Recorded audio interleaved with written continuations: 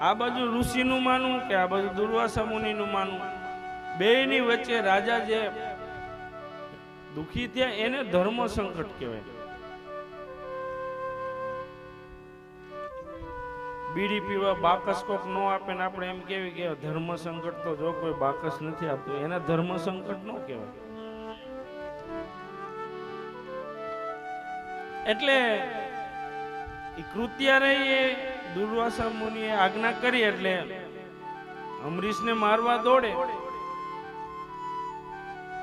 પણ ત્યારે બને છે એવું, હું કહું છું કે ભગવાન પોતે પોતાનું અપમાન સહન કરી લેશે.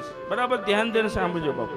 ભગવાનનું અપમાન થશે ને તો ભગવાન મહેમાન સહન કરી લેશે, પણ ભગવાન એના ભક્તને જ્યારે જ્યારે મુશ્કેલી આવશે ત્યારે ભગવાન સહન કરશે જ.